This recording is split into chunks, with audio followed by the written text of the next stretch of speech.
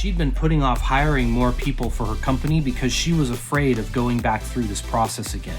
Meanwhile, she was busy being buried under all kinds of things that were outside of her skill set that she dreaded, only slightly less than the thought of hiring a new person.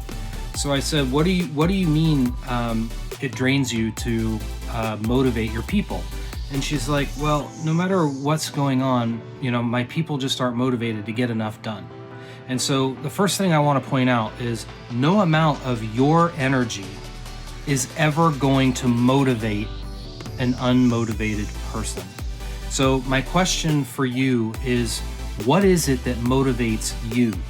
Because what happens is there's a misconception among leaders where they think that they have to be this dynamic, charismatic, energetic, whatever-etic kind of person where they've got to be, driving energy into their people and their people just do whatever they want, whatever it is, okay?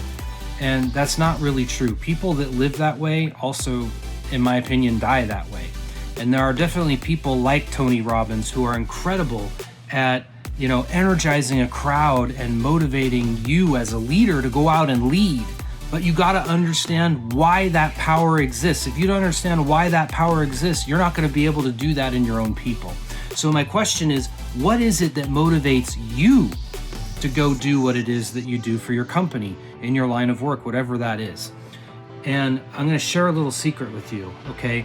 It's the same thing that motivates you that's going to motivate your people. And that thing is the story and the mission of your company.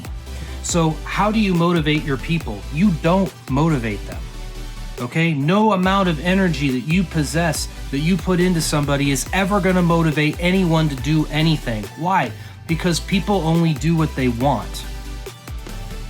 And so if you don't know the story of your company and you're not communicating that story to your people by definition are unmotivated.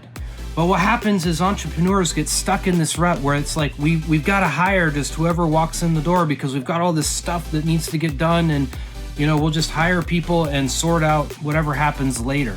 And whatever happens later is they don't show up, they're coming in late, they're whining and complaining, they want to be paid more money, they're never happy, they're never satisfied, and you can never do enough to keep them that way. And the reason is there's no meaning, there's no connection to what it is they're doing and what you need them to do for the marketplace. And that's because they don't understand the story. So rule number 1, only hire motivated people. What motivates people is they need to connect and resonate with the mission and the story of what your company does in the marketplace. And if you haven't communicated that to them, they're not motivated. They're just there for a paycheck. But people want meaning, not money. They need money, but they want meaning, okay? And you have to supply both. So if you want to motivate people, you need to use the same thing that motivates you, and that's the mission. That's what gets you out of bed at night, that passion that's there and what it is that your company is setting out to do. So motivate your people with the story. The story is what motivates. And it's your job to tell the story, and that is easy because it's your business and you can do it exactly the way that I'm doing it with you right now. And this is exactly what I did with my client. And she went out and hired an incredible office assistant that took loads of work off of her shoulders and freed her up to go do what she loved. And she fell back in love with her business because she finally had time to do the things that she set out to do as the founder of her company.